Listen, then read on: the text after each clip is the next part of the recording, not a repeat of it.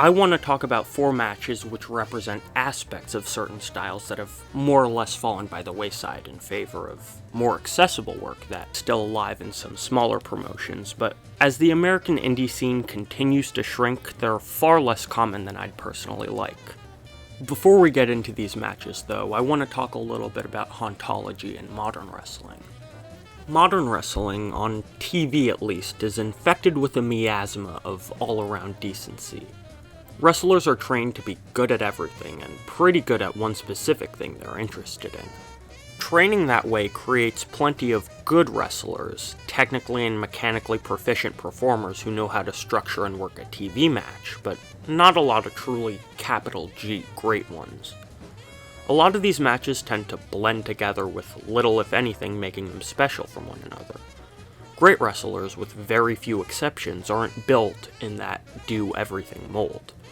Obviously, wrestlers take excursions overseas to hone their crafts and add different styles to their repertoire, but there's a difference between learning some new moves in another country and working like practically everybody else.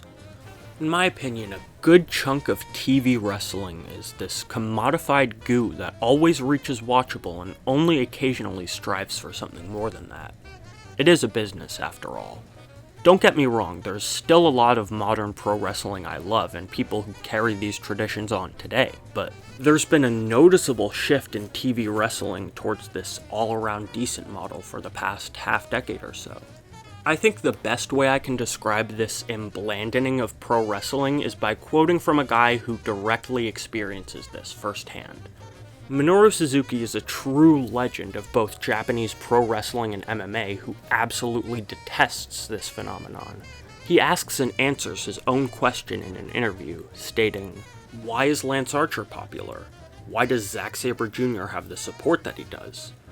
Because there's stuff they can't do." He goes on to say, the kids go in and they train, and their trainers find what the gaps are in their games, and they try to fill those gaps right up. So you have this perfectly smooth, gray, boring lump of trash. Whoever you immediately thought of when hearing that is exactly who I'm talking about. In Suzuki's opinion, wrestlers who can't do certain things are far more interesting than those who can do everything. I couldn't agree more. The differences and limitations in a wrestler's styles are what make them inherently interesting to watch against one another. Other wrestlers do things those wrestlers couldn't dream of, and vice versa. One of the few wrestlers I can think of who can perform well in practically any style they're put into is the late great Terry Funk, may he rest in peace. And even he was so great because of his limitations. This concept essentially built wrestling into what it is today. The clearest version of this concept is the different style fight. During the early to mid-1990s, some smaller Japanese promotions would host these different style fights, where they'd put 2 different martial artists against one another to prove their stylistic dominance in a worked but usually incredibly stiff environment. It was almost like the original UFCs, but for wrestling, where one person, usually in a gi, and another person, usually wearing gloves, try to beat the snot out of one another to champion their martial art over personal glory.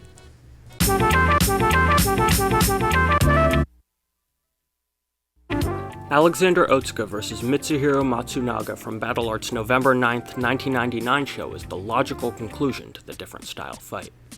It's a Battle Arts guy who specializes in neck-crunching suplexes and ridiculous displays of athleticism against one of FMW's resident bastards and a former karate guy, a head-stabbing, sword-swinging menace who's already bloodied multiple Battle Arts wrestlers. This easily could have devolved into a gigantic, uncooperative mess. Shockingly, this match comes together and turns into a gory morality tale about overcoming someone who, while physically weaker than you, is more than willing to do whatever it takes to hurt you. I plan on talking about how we got to this point in Battle Arts history at some point in the future, but for now, all you need to know is that Matsunaga spent the latter half of 1999 making wrestling a living hell for everyone on the roster by using tactics they've never even thought to stoop to. He is the biggest heel in Battle Arts history so far, and the fans can't wait to see him taken down a peg after he brutalized Yuki Ishikawa in a bed of nails match. He's public enemy number 1 for good reason, and Otsuka's here to teach the man a lesson. Everything in this match is meant to maximize crowd investment and get everybody in the arena cheering for the Diet Butcher. It works spectacularly, especially because both guys stick to what got them there in the first place for the most part. Matsunaga is an incredible heel, mixing the classic cowardice of 70s territory wrestling with a modern, evil penchant for bloody violence. There's another layer to the heel work here, too, because Matsunaga is the polar opposite of what Battle Arts fans and wrestlers believe in.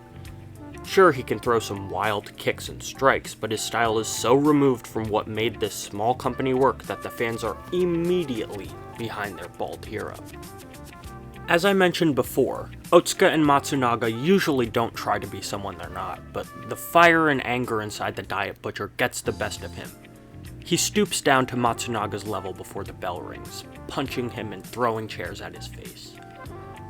Otsuka unleashes a devastating beatdown before the FMW bastard can get the chance to do the same. Half as revenge for his injured homies, and half because he's mad that Matsunaga swiped at the fans with his sword during his entrance. Even though the cheap shots and chair throwing got Otsuka the advantage, that's not who he really is. He can't rely on those tactics to win him a match now because he's never won one that way before, and it would be essentially turning his back on the Battle Arts fans who have given him so much love and support. Otsuka decides that he's gonna win this match his own way, but that's far easier said than done against someone like Matsunaga. Otsuka's shift into working like himself doesn't start exceptionally well for the man. He gets some good offense in, but he gave the dastardly Matsunaga just enough space to show this crowd exactly what he's known for. Matsunaga cheap shots the suplex machine with all his might, stabbing the man with what looks like an X-Acto knife wrapped in a pencil until his chrome dome is caked with blood. This is Battle Arts after all, so those underhanded tactics won't go unpunished. Otsuka rains down with a hellish fury, this time with suplexes instead of fists. At this point, nothing short of an 18-wheeler bursting through the arena doors and flattening Otsuka is going to keep him from demolishing his foe. And that 18-wheeler never comes. The company's new hero clutches a win over the rogue villain, a story that's been told before and will be told again, but never quite like this. Otsuka got his victory through anger and desperation before the blood loss became too much to handle, but also through the love of what he does. Even today, the suplex machine looks back at this match as one of his favorites throughout his career. He's so dedicated to the Battle Arts style that the man's willing to get stabbed in the head with an unidentified object to prove its greatness. I'm not sure a lot of wrestlers would do that anymore, and that kinda makes me sad. What does that say about me and my taste in wrestling? I have no idea. Even though Otsuka considers this match an absolute career highlight of his, I'm not sure anybody loves this rivalry as much as Mitsuhiro Matsunaga himself does. Even though he had all the tools to make him an exciting and incredible heel anywhere in the world, he spent most of his career in FMW, where those tactics he used were about as common as a headlock, if not more so. In that environment, he barely stood out, but he finally got to perform the role he always wanted to in Battle Arts. He loved this feud so much that, after opening a steakhouse, Matsunaga put a poster from the Bed of Nails match on his wall. A poster that's still there to this day, 20 years later. If that isn't proof of great wrestling's staying power, I'm not exactly sure what is. There's a clear love and passion for what he accomplished in Battle Arts, a passion for wrestling his own way in an environment that would understand him. A passion that he never got to embrace wholeheartedly until he got to Battle Arts. And I think it's kind of beautiful that the man got to accomplish his dreams in the company. Long live Alexander Otsuka and Mitsuhiro Matsunaga.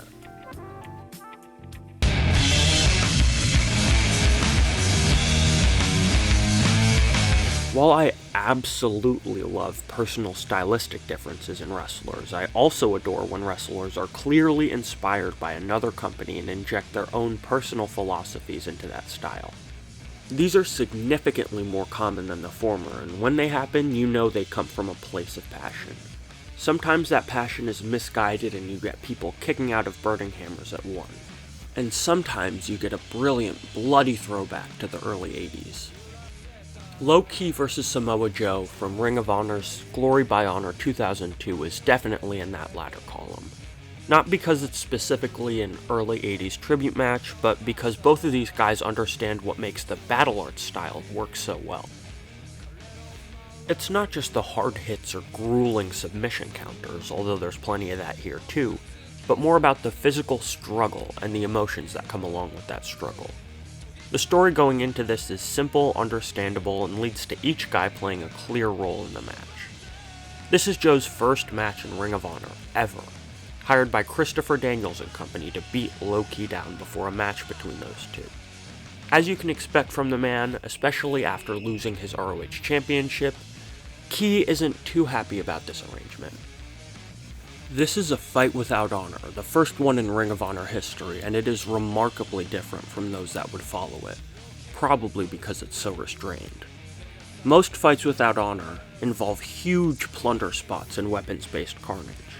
One of those is, in my opinion, one of the best wrestling matches of all time, so I clearly don't have an issue with that. But Joe and Ki do something different here because they know they're arguably two of the only guys talented and violent enough to make something more structured like this feel like a grudge match, and what a grudge match it is. The most obvious way these two capture the raw emotions needed to make this style, both the fight without honor stipulation and their battle art stuff work, is through their anger. Every mean shot gets met with an even meaner receipt all the way up until the end of the match. This fires each guy up even more.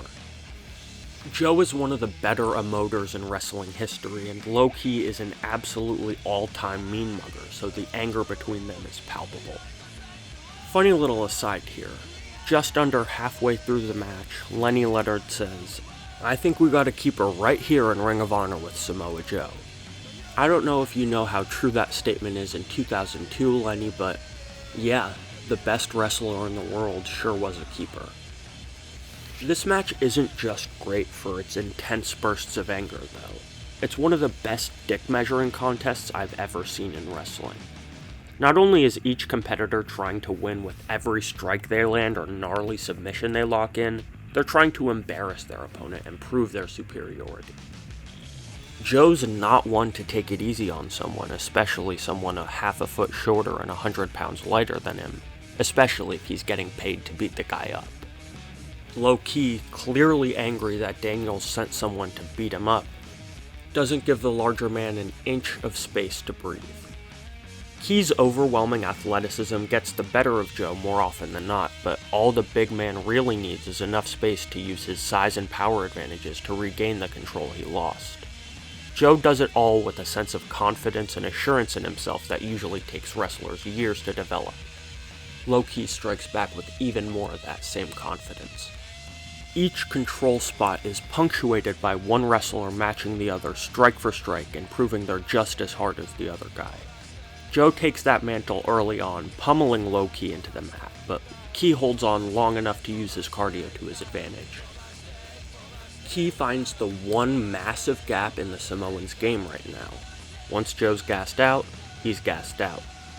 Ki, on the other hand, is used to going long. In Ring of Honor this year already, he's gone an hour against Daniels, Doug Williams, and Spanky, and over 30 with American Dragon. He knows what it's like to be in deep waters with some of the best on the planet. By 2002, Joe hasn't done that yet. He's a couple years removed from the hour draws that made Ring of Honor what it was back in the day, and he's not someone who wants to take things the distance. Ki's just too polished at this point. In a couple years, Joe will be the absolute best version of any wrestler I've seen in my lifetime. He's just not there yet. Joe lets out one last furious scream, desperate and loud enough for the indomitable mercenary's voice to crack, before Ki punches him in the back of the head for the win. Some fans call this match a great David and Goliath story, but I think it's a little more complicated than that. It's hard to believe today, but Low-Ki was the man in the early 2000s indie scene.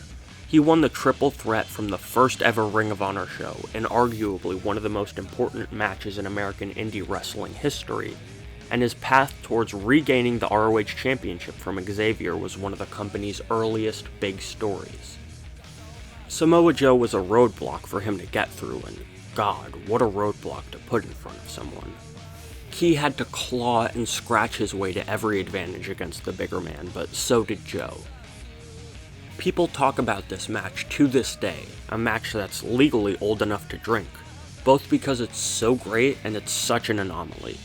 It's a shoot-style classic between the smaller grappler and the stronger heavyweight right in the middle of Ring of Honor.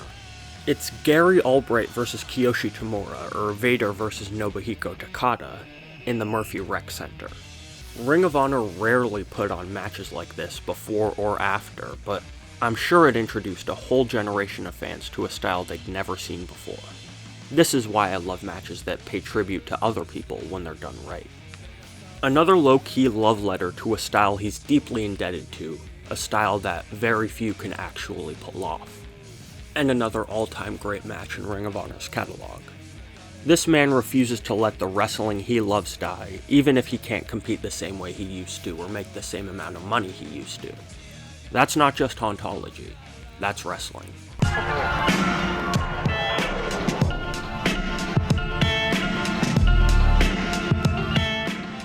A lot of wrestling fans talk about Joshi in the 2000s a similar way that Simpsons fans talk about the show after season 8, if they talk about it at all. Barely discussed in favor of older or newer stuff, and most of that discussion is angry or sad. There's not much recognition for the people who participated in it unless they were involved previously. It's true that the scene was nowhere near where it was in the 90s or where it is today. Many promotions folded or just went on hiatus forever, but that doesn't mean the discourse around Joshi in the 2000s has to start and end there. Some of my favorite wrestlers of all time came into their own during these quote-unquote dark ages, including all-time legend Meiko Satomura. The two wrestlers involved in this match, the Bloody and Yoshiko Tamura, belong in similar conversations. Although neither career was as long or prolific as Meiko's, both women established themselves in the Joshi scene of the aughts. Tamura, the better known and more widely praised of the two, was NEO's ace for a good chunk of the decade, putting on great performances for years to come. The Bloody is a completely different story. Not that she's a bad wrestler or anything, in fact I think she's actually better than Tamura, she just never got that stability that Tamura did. Bouncing around between JD Star, NEO, and Oz Academy after leaving AJW as Bloody Phoenix, she never garnered as much love as Tamura did. The Bloody retired nearly a year after this match took place due to mounting injuries. Nowhere near enough people talk about how great either of these wrestlers are, especially the Bloody, and a lot of that comes down to available footage. Joshi wasn't making nearly as much money as it was during the 90s, and many promotions either didn't have enough to film their own shows or clipped them to near unwatchability. That's why the footage we have of this match is a single camera in glorious 240p in what's most likely a fan cam. This is one of the rare NEO main events we have in full, and as the British say, this one's a corker. It's for the Bloody's TWF Championship, a title created by JD Star and one of the few belts that Tamura hasn't gotten her hands on yet. Unlike Otsuka vs Matsunaga and Loki vs Samoa Joe, both first-time dream matches, these two have a bit of a history together. They wrestled in 2 taped matches against one another in JD Star. Both of those are great, hard flurries and dastardly moments punctuated by some of the best neck-crunching finishing stretches this side of All Japan. They split their wins at 1 apiece, but the Bloody only got hers because her faction mates beat Tamura down throughout. These two play an absolutely fantastic diverging styles pair, where Tamura's a more traditional wrestler and a better grappler, and the Bloody uses every cheap tactic she can to win, especially hurling chairs at people. Now, I'm gonna be a little bit pedantic here, but I think it's kind of important. I think it's wrong to say that the Bloody throws chairs at people. That makes it sound like an unplanned, unruly shot, maybe done through desperation. No. The Bloody hurls these chairs at people, Toby Klein VCR style, every time she picks one up. Nobody hurls chairs quite like the Bloody, and this match is a perfect example of that. In the different style aspect, it's kinda similar to the Otsuka Matsunaga match, but these women aren't wrestling for stylistic superiority. They're trying to hurt one another very badly to get the respect both rightfully deserve but rarely achieve. These two fought one more time after this in a TWF title match from 2005, but to my knowledge it wasn't taped. For all intents and purposes, this is the rubber match. The final bout between two women who really don't like one another for a title Tamura hasn't yet wrapped around her waist. This match combines aspects from the prior two matches covered here to rousing success. What starts as a malicious and desperate battle arts influenced match turns into an equally malicious and desperate bloodbath. Unlike Otsuka Matsunaga though, where each competitor stays true to what got them in the contest full-heartedly, Bloody and Tamura tried to goad each other into wrestling their type of match. Each woman excels in different fields, like the aforementioned duo, but the main difference is that the Bloody and Tamura try to drag their opponents into wrestling a match they're not comfortable with. It's a small change, all things considered, but one that makes a huge difference in a war like this. Each wrestler knows how to beat one another already, so they know it's possible. The challenge is doing the same thing twice, pulling the other wrestler into deep waters that their opponent already knows they need to escape from or they'll lose. It's a deadly tug of war where every small momentum shift has drastic consequences. This comes with an added layer of desperation to the proceedings. Whenever the Bloody or Tamura get taken to a style they're not well versed in, they use any downtime they can get to try and fight back. Using every second of a match is a lost art today, but these competitors don't let a second go by without trying to hurt one another. One of my absolute favorite things about this match is how petty these two wrestlers are towards one another. Each controlling hold or hard counter is punctuated by attacks that feel more demeaning than damaging. This match feels like a predecessor to modern Joshi in some ways, with the length, the many kickouts, and the repeated finishers, and a callback to All Japan's heyday with crowd brawling, faction members trying to intervene, and lots of plunder. It's a complete anomaly in some ways, like the last match. The early grappling all feels mean and worthwhile, proving that the Bloody can hang as a grappler if need be, but Tamura's far better at it. It also feeds into the Bloody's desire to take Tamura into the deep waters, destroying her with chairs and tables. It's a match with three distinct and equally great acts that doesn't involve three separate falls, a feat many would attempt but few can ever achieve. The first ends with blood, the second ends with a punch, and the third ends, as many an Ace's victory ends in Japan, with a head-rattling elbow strike. No matter how deep the Bloody took Tamura into her waters, no matter how much blood Tamura lost, there's no keeping the Ace from proving her dominance. What really gets me into this, besides the obvious, awesome plunder from Bloody and blood from Tamura, are the intense strikes and meanness. Even if you haven't seen their prior encounters, Bloody and Tamura make their dynamic as clear as day. I'll be the first to say I don't watch a lot of Joshi, but of the modern stuff I've seen, not a lot reaches the cruel levels these women went to. It's a genuine shame we have such a limited quantity of both women's best work. Two of the best wrestlers of their era, bar none, and a large chunk of their greatness is lost to time, possibly forever.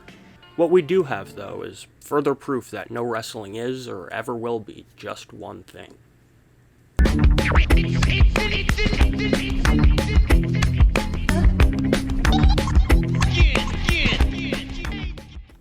One of the more tragic hauntological moments in recent pro wrestling history came when WWE and AEW essentially bought out the entire US indie scene, first in 2016 and later in 2019. Although the indies were not in their heyday the same way they were 10 or so years before, this purge all but killed off one of my favorite aspects of professional wrestling: promotional uniqueness. If you watch any indie show from the mid-2000s in the US and compare it to another indie around the same time, you'll get two entirely different products. This led to some truly great interpromotional rivalries, including one of the best cage matches, if not the best cage match in wrestling history. That feeling that a promotion has a specific appeal to a specific group of people because of how the people in it wrestle is what makes matches like Necro Butcher vs. Super Dragon from PWG's Battle of Los Angeles in 2006 so special. These two are figureheads for their own promotions and wrestling ideals. Necro Butcher hits people way too hard and takes ungodly beatings in IWA Mid-South, and Super Dragon hits young wrestlers very hard and drops them on their heads in PWG. Who wouldn't want to see that? This match isn't necessarily a clash of wrestling ideologies like the Otsuka Matsunaga match or the Bloody vs. Yoshiko Tamura, but more of a clash of auras. Necro Butcher and Super Dragon both present themselves as earnestly as possible and what they want to be as wrestlers. Stubborn, no-nonsense, but still goofy bastards who really like to hurt people. Each of them is a physical embodiment of what their company represents in wrestling. When these mythical, godlike legends are put up against one another, though, it's exceedingly obvious that they're both human. This is a sloppy, unpredictable plunder match in a way only Necro Butcher can do it, but Super Dragon's meanness and stiffness add an extra layer of danger to the proceedings. Both guys up their devil-may-care attitude towards each other's bodies once they realize their opponent won't go down so easily, leading to nastier and nastier landings every time. Each big bump in this thing feels like it could go wrong in 1.5 million different ways, and about a quarter of them do. I want to talk about something that's pretty much lost from wrestling nowadays, and that this match nails to a T, and that's the art of the botch. Today, people use that word like it's evil and derogatory, but it's a natural aspect of what wrestling is. Mechanical perfection when performing your moves is cool and everything if you like that kind of thing, but botches make wrestling feel more like a genuine struggle where things can and will go awry. All of that is to say that Necro Butcher and Super Dragon practically perfect the art of the botch here. There are at least 3 or 4 big bumps in this thing that don't go nearly the way either man intended them to, and each time it's much gnarlier than what they wanted to do. And I mean, come on, it's Necro Butcher and Super Dragon. I don't think anyone was expecting something really pretty, especially after the 10-minute mark. The 2 most well-known spots from this match are both fucked up versions of the other crazy bumps they were trying to do. I'd put the attempted back body drop off the stage that lands Super Dragon ass first on the edge of it, and Necro Butcher trying to give Super Dragon a tiger driver onto the table, only for it to collapse under them so Super Dragon takes a shoot pedigree, up there with the Necro Joe power slam onto the floor and exploder onto the floor as some of my favorite spots of the decade. Super Dragon took those 2 in under a minute. I think one of the main reasons that this specific style of heated territory plunder match went out of style, besides the independent scene's grisly murder, is because human bodies aren't supposed to do the shit that these 2 do here. After the 10-minute mark, these 2 are practically gassed. Super Dragon likes to go far too long for his own good a lot of the time, but here, it works in this match's favor instead of to its detriment. These 2 gods of their respective scenes are not going down without nearly dying, so they give it their all even when each guy is sluggish and beaten down. They're not going to go down without taking someone with them. By the end of this war of attrition, since it's in Rosita, Super Dragon comes out on top. He lands arguably the sickest psycho driver on the planet onto a chair to get the 3, putting Butcher away in the only way he can think of. I say Super Dragon came out on top because I'm not sure either guy really won this one. If you need some more proof that human bodies weren't meant to endure shoot pedigrees onto tables, take a look at Super Dragon's match list after this tournament. He only has a handful of singles matches after this, along with some really great tag team matches and 6-mans, but he never fully recovered as a performer from this. And Necro Butcher is, well, he's Necro Butcher. This business has quite literally never seen such a glutton for CTE. The man's still doing his thing, but in front of much, much smaller audiences. This is a style that many wrestlers don't want to put their bodies through, and rightfully so, to be honest. These 2 clearly wouldn't put their bodies on the line if they didn't love this shit, though. That's why I think it's such a shining example of hauntology in wrestling.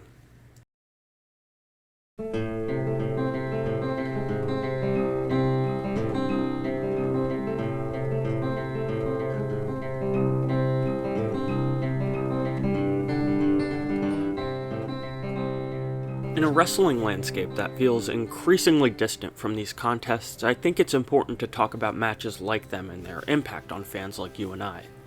Everyone has at least one match they remember as something special, the turning point that got them into wrestling more than they ever expected. More likely than not, that match follows some of these hauntological aspects I've talked about. Whether it's not a style people often wrestle anymore, the territories aren't as defined as they used to be, or it's too violent for a big stage, all the matches I've talked about today share one common theme: struggling through adversity and your own limitations. Without that struggle or those limitations, I don't know if we get too many great matches like that on a big stage. Unless, of course, a great wrestler steps up to the plate and reminds everyone why we love this shit.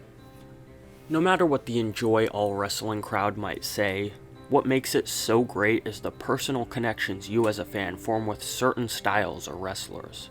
Taking that away from wrestling and creating one universally acceptable style strips it of one of its core tenets. Tragically, even though older footage has never been this widely accessible before, most wrestling fans today exclusively watch the product on TV. If anything I've said here about any of these matches interests you, I highly recommend diving into the wrestlers and promotions involved. Each of these companies, in their primes mind you, we don't really talk about post-Rosita PWG, were filled with incredible talent willing to do anything for the love of the game. Wrestling itself is so varied and subjective that you're bound to find a style you love if you look hard enough. I know I did. Even if none of the matches I've mentioned here interest you in the absolute slightest, I highly recommend going out of your way to find some older wrestling to watch. It's a lot of fun, and if you're a sicko like me, you'll never want to stop.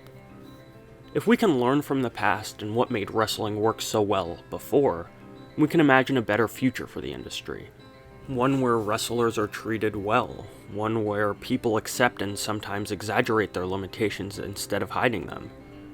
One where wrestlers have a strong, genuine connection with their audience based on what they're good at. One where wrestling really feels like it's coming from the heart. It's a future I'm not exactly sure we'll ever get to, but it's always important to envision a brighter tomorrow, even if you're a fan of the modern wrestling landscape. With people like the fine folks over at DPW revitalizing old-school territory wrestling ideals, and Big Japan's own astronauts putting on a Battle Arts tribute show that they might turn into their own promotion, I think more and more people in the wrestling landscape are realizing how far removed a lot of wrestling itself is from the unique stylistic choices that made certain companies feel special.